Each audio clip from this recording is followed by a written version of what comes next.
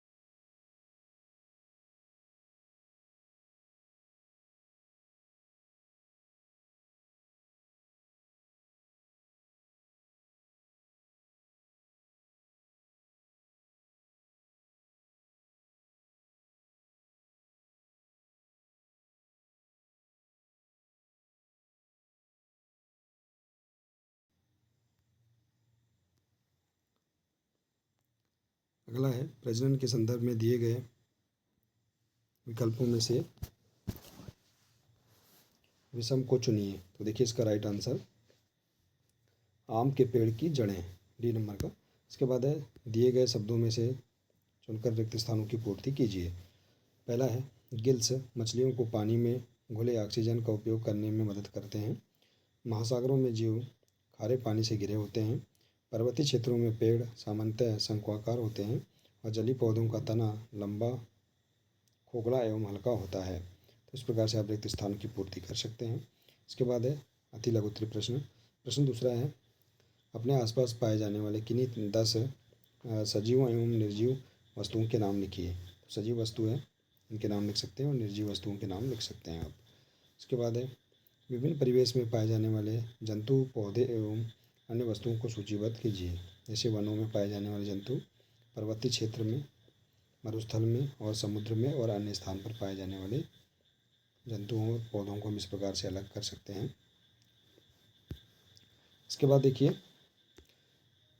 किन्हीं 5 जंतुओं के नाम लिखो जो अपने समान शिशु को जन्म देते हैं और ऐसी 5 जीवों के नाम लिखिए जो अंडे देते हैं। तो शिशु को जन्म देने वाले बकरी, गाय, भैंस, मनुष्य, बंदर और अंडे देने वाले कबूतर, मगरमच्छ, छिपकली, सर्प, कछुआ इत्यादि। इसके बाद है अनुकूलन किसे कहते हैं। तो वे विशिष्ट संरचनाएं अथवा स्वभाव की उपस्थिति किसी पौधे या जंतु को उसके परिवेश में रहने के लिए योग्य बनाती है, अनुकूलन कहलाती है। इसके बाद है प्रश्न छठवां क्या हम पृथ्वी पर उन स्थानों की कल्पना कर सकते हैं जहाँ जीवन ना पाए जाए।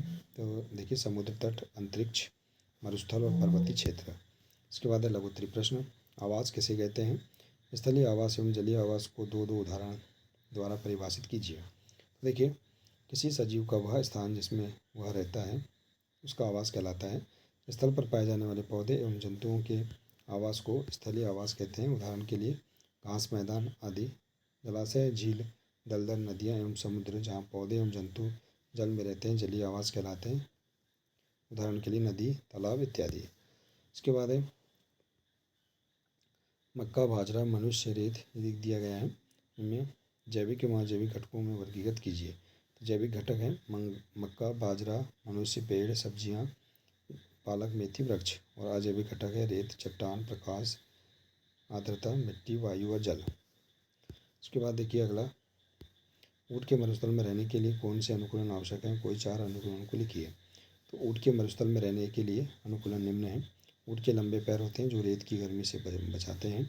ऊँट की खाल शुष्क होती है। ऊँट को पसीना नहीं आता है और मूत्र उत्सर्जन की मात्रा कम होती है। इसके बाद है यदि हम मैदानों में रहते हैं तो कुछ रहते हैं और कुछ महीनों के लिए पहाड़ों पर चले जाएं तो हमारे शरीर में क्या परिवर्तन होंगे? ऐसे अल्प अवधि में होने वाले छोटे छोटे परिवर्तन क्या कहलाते हैं? तो देखिए इसका आंसर, अपने परिवेश में होने वाले परिवर्तनों के साथ सामंजस्य स्थापित करने के लिए कुछ जीवों में थोड़े समय के लिए परिवर्तन हो सकते हैं। उदाहरण के लिए यदि हम मैदानी क्षेत्र में रहते हैं और अचानक ही ऊंचे पर्वतीय क्षेत्र में चले जाएं तो हमें कुछ दिनों तक श्वास लेने, शारीरिक व्यायाम में असुविधा हो सकती है। पहाड़ पर हमें तीव्र गति से श्वास लेना पड़ता है। कुछ दिनों बाद हमारा शरीर पर्वतीय क्षेत्र के वातावरण के प्रति अपने आप को ढाल लेता है तथा हमें श्वास लेने में कोई परेशानी नहीं होती। अल्प अवधि में किसी एक जीव के शरीर में होने वाले ये छोटे छोटे परिवर्तन अनुकूलन कहलाते हैं। यह परिवर्तन हजार वर्षों में हुए अनुकूलन से भिन्न है। इसके बाद है बी नंबर का, ऐसे कौन से जलीय जीव हैं जो बिना सांस लिए पानी में लंबे समय तक जीवित रह सकते हैं? उन जलीय जीवों के नाम एवं श्वसन अंग का नाम लिखिए। तो देखिए स्क्विड एवं ऑक्टोपस, गिल, डॉल्फिन एवं व्हेल वात छिद्रों से, और गिल ऑक्टोपस और स्वीडन देखिए गिल यानी क्लोम से, और डॉल्फिन और व्हेल वात छिद्रों से। इसके बाद है क्या मूंगफली एवं गेंदा की तरह सिंघाड़े को भी मिट्टी में उगाया जा सकता है? वे कौन से अनुकूलन हैं जो जलीय पौधों को जल में रहने हेतु अनुकूलित करते हैं? स्पष्ट कीजिए। तो हाँ, सिंघाड़े को भी मिट्टी में उगाया जा सकता है। वे अनुकूलन जो जलीय पौधों को जल में रहने हेतु अनुकूलित करते हैं।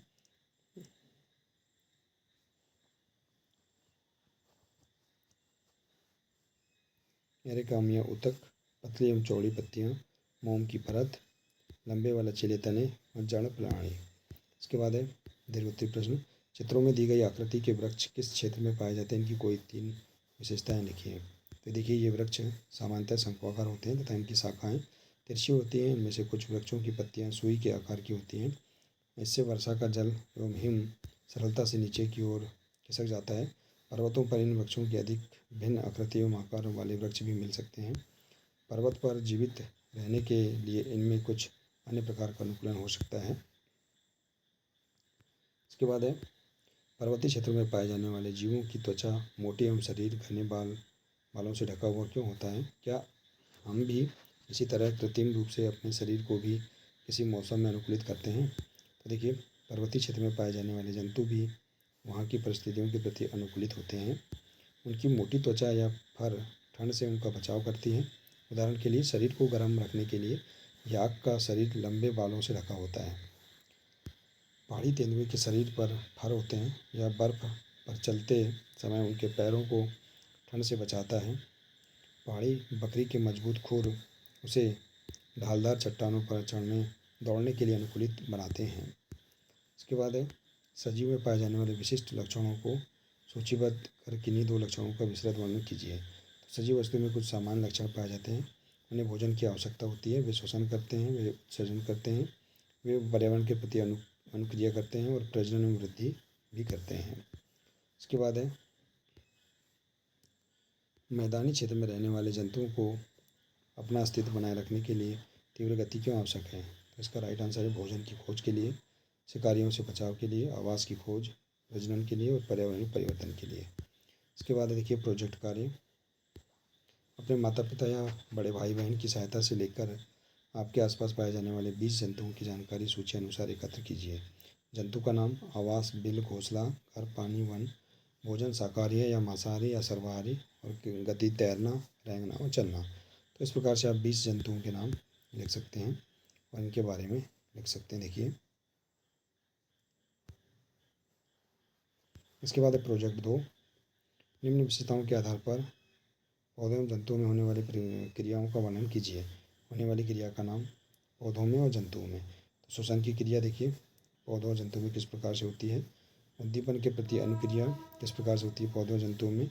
और गति देखिए पौधे और जंतुओं में। तो इस प्रकार से हम यहाँ पर प्रोजेक्ट कार्य 1 और 2 को आसानी से पूर्ण कर सकते हैं।